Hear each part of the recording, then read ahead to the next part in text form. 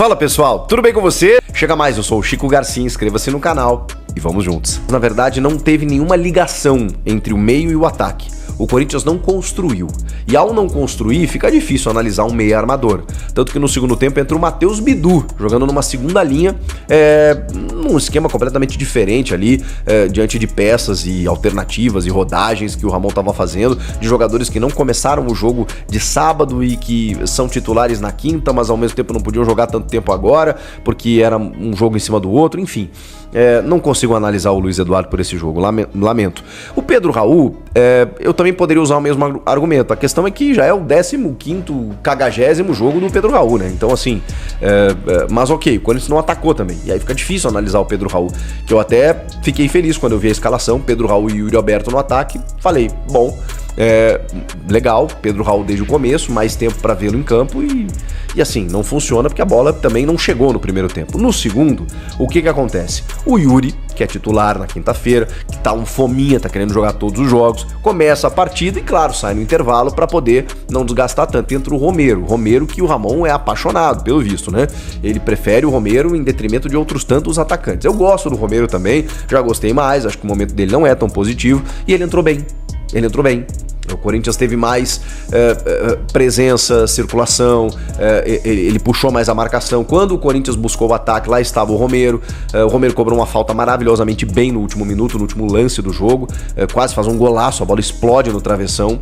Não tinha outro jogador da bola parada ali, né? Não tinha Garro, Coronado, Memphis. E aí o Romero assumiu a bronca e cobrou muito bem aquela falta. Mas mais do que isso, ele jogou bem no segundo tempo. E o Corinthians até melhorou na segunda etapa. Tanto que chega ao seu gol, com 20 minutos de jogo do segundo tempo, com a entrada de outro jogador, que trata-se de uma surpresa, né? Giovani, que estava completamente descartado. O Ramon, inclusive, já tinha declarado que ele não jogaria enquanto não renovasse o seu contrato, e por isso ele foi questionado na entrevista coletiva, o que aconteceu? E o Ramon desconversou, e ele se contradisse, na verdade, porque ele disse, ele tem que jogar, ele é jogador do clube, ele precisa treinar e precisa jogar, senão ele não vai ser visto. Talvez dentro de uma ideia de vamos colocá-lo para jogar para ver se a gente negocia, para ver se a gente vende ou para ver se o jogador então aceita as nossas condições. Ficou mais ou menos essa ideia, porque ele falou que ele tem contrato até junho e ele tem que jogar. Se ele não jogar, né? Porque o que acontece? Diante do que está posto, ele vai sair de graça. Ele vai cumprir o contrato dele treinando em separado, não jogando, sem ser relacionado e pronto, termina junho, ele vai embora e o Corinthians não ganha nada com isso. Talvez seja uma ideia do tipo assim, vamos colocá-lo para jogar, daqui a pouco ele resolve alguns joguinhos, ou ele reconsidera, ou então vem uma proposta e a gente consegue faturar uma grana antes do fim do contrato dele. Talvez seja isso, o fato é que ele entrou bem, hein? Entrou bem demais, não só pela assistência, mas porque ele entra pelo lado direito do campo, puxando a marcação, dribles, cavou a falta essa que o Romero cobrou com perigo. Ele é um jogador interessante, e assim, fazia 3 meses que ele não entrava em campo, e ele entrou muito bem.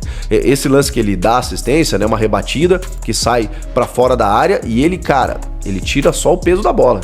E ele toca na cabeça do Alex Santana para fazer o gol, ou seja, em poucos minutos ele deu uma assistência. Esse foi o jogador que, escalado, acho que pelo Ramon também, contra o Vitória no Campeonato Brasileiro, ele faz um gol no último minuto no Campeonato Brasileiro do ano passado, no primeiro turno ainda.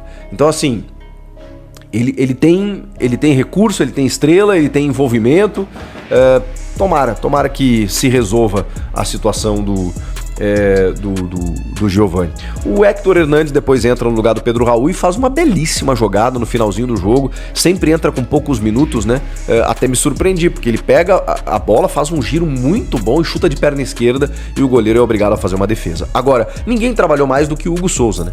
Porque eu tô falando aqui dos lances do Corinthians, eles são raros no jogo, todos esses lances que eu falei são todos, que o Corinthians teve em relação ao ataque. O que é mérito também em termos de efetividade, né? Vamos combinar. O Corinthians chegou pouquíssimas vezes. Na primeira finalização, chega ao seu gol a 20 minutos e aí depois tem essas outras que eu citei, do Héctor, do Romero na trave e tudo mais, já pro final do jogo, quando o Novo Horizontino deu uma cansada. Agora, de resto, só deu o Novo Horizontino.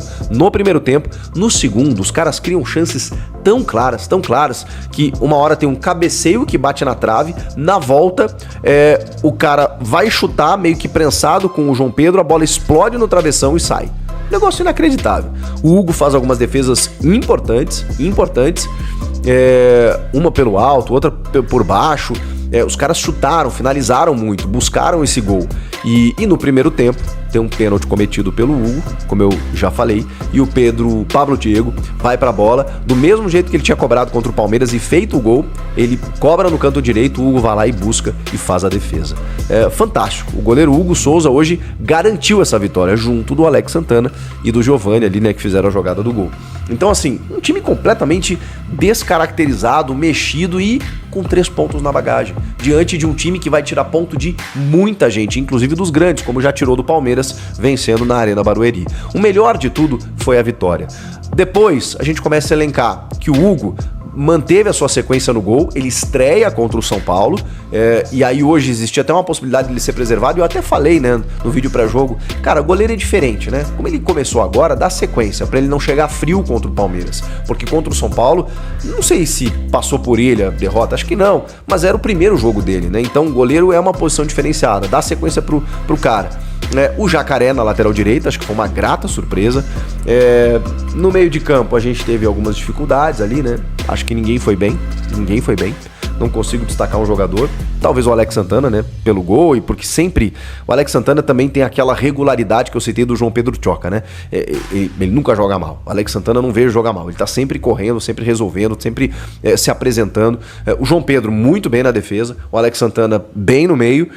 E na frente, o Romero acabou sendo destaque aí porque entrou bem, mudou o time, a maneira do time enfrentar o adversário, né? E aí deu mais preocupações ao Novo Horizontino do que o Corinthians vinha oferecendo até então. Então dá pra destacar esses jogadores e o planejamento que tá sendo bem feito em termos físicos, né? Acho que isso é o primeiro passo, né? Essa minutagem aí tá muito bem trabalhada, desenhada, coisa que o Abel Ferreira tá fazendo lá do outro lado e o Ramon Dias também tá fazendo no Corinthians. Quinta-feira tem derby e eles falaram sobre isso, já entenderam o tamanho da relevância, da importância desse clássico, né? Que no último eles acabaram vencendo, né? Que foi o jogo da cabeça de porco lá na Neoquímica Arena.